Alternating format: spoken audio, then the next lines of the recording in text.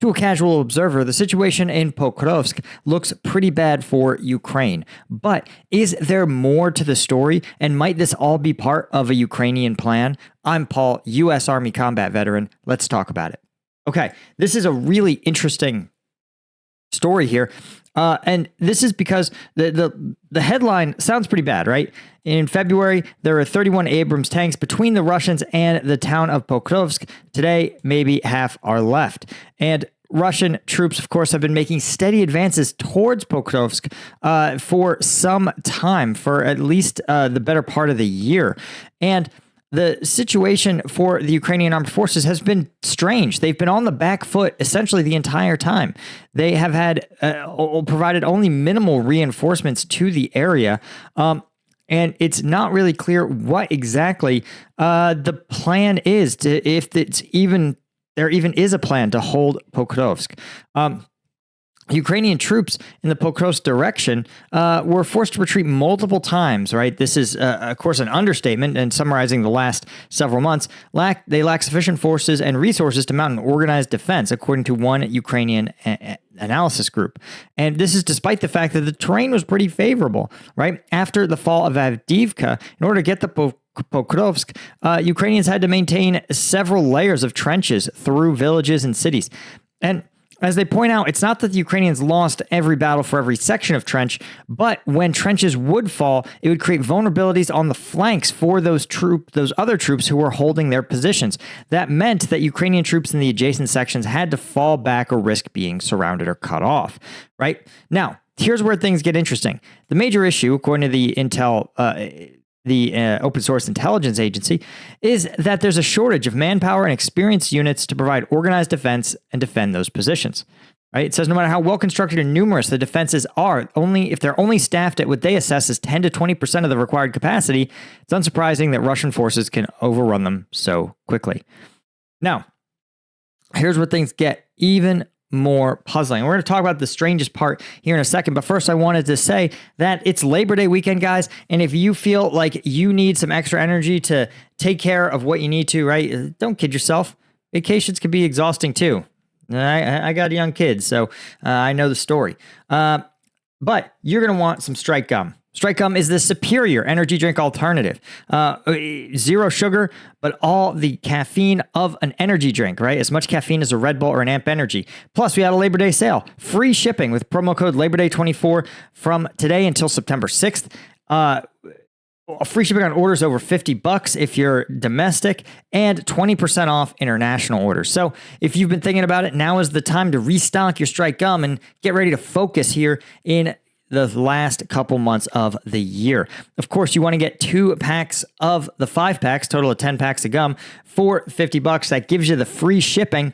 And of course, it's veteran owned and made in the USA. So, you know, your stuff's your money's going to good American companies, not some overseas manufacturer, not some private equity consortium. Who knows who owns all those energy drink companies? But you guys know who owns Strike Gum. It's me. All right. Anyway, guys, also, one other thing. That same promo code, Labor Day 24, works on Combat Vet News to give you 10 to 20% off of any membership tier. So plug it in, get your membership tier at a discount because, again, get you access to those members-only videos and the weekly Q&As. Definitely want to check it out. Okay, so let's talk about the rest of the story where things get really weird, right? The Ukrainian military, even though these trenches are staffed so incredibly small, so low, the Ukrainian military actually has the brigades to spare. In fact, as we talked about, the general staff in Kiev sent some of those 8 brigades that they had to spare across the border into Kursk, right, as part of this Kursk offensive. But more than that, you also saw them. There's purportedly still about 5 Ukrainian brigades in reserve, but those 2 aren't being deployed to Pokrovsk. The only thing being deployed to Pokrovsk is a Ukrainian National Guard brigade that had been moved from the south, right? Just one of the handful of offensive brigades. Again, moved from southern Ukraine to the east, right? Which they're saying underscores the problems between Avdiivka and Pokrovsk. But this is just a strange situation that Ukraine has the brigades. They've had the brigades the whole time. They just deemed it not essential, which says that this incredibly light defense is part of the plan. Of course, the defenders between Avdiivka and Pokrovsk remain the completely exhausted 47th Mech.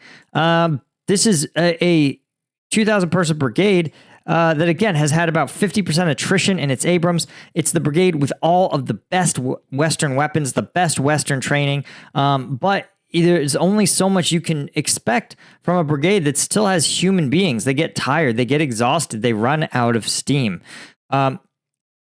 And I think this is, and most of these analysts are saying it can be assumed that the Russians will reach Pokrovsk by mid-September, but the Ukrainians say they're not going to be able to capture it. The open terrain, which is unfavorable for an offensive and prevents counterattacks from different directions, are going to slow the Russian advance.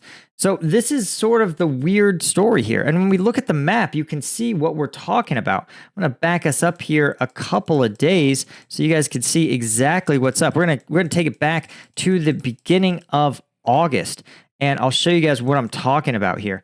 Okay, so here we're going to look at the Pokrovsk direction during August, right? So zooming in, here is Pokrovsk right here, and observe the steady Russian advances as they took place over the course of a month or so, right? You could see them making these sort of creeping advances, and you could see that it becomes more and more of a problem over time because the Russians are, they're expanding the salient, right?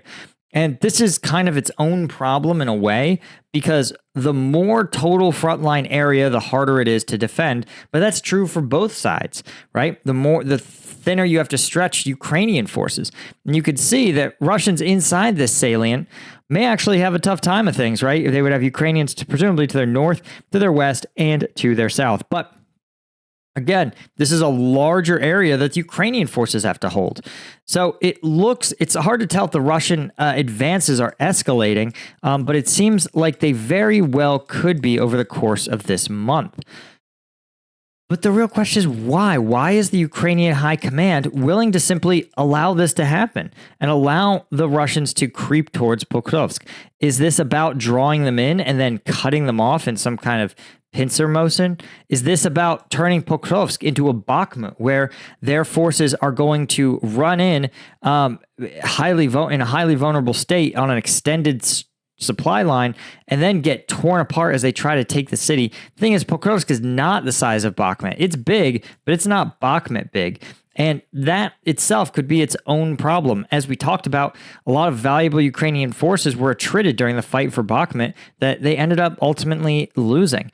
And so it's tough to say, other than the fact that the Ukrainians may say, this just isn't that valuable. This is just not that valuable piece of terrain, and it's unlikely that the Russians are going to seize anything really meaningful in this effort. And the Ukrainians say, listen, we'd rather take 1 square kilometer of Kursk than lose 10 square kilometers of Pokrovsk. And that's a fair political calculus. But ultimately, the Russians have to sit there and know that the Ukrainians don't feel they're in a crisis situation because their reserve brigades are still in the reserve. Anyway, guys, that's all I had. Be sure to hit subscribe. That makes a difference. Special thank you to our Colonel tier members like Bill Collier, Robin Colburn, Guy who's Marning, Gina Cuesta, Chris Gorsuch, Francis Carius, and AL90, as well as all of our Lieutenant tier folks. You guys are the ones who make this whole thing possible. I appreciate you so much, and I will see you all in the next one. Cheers.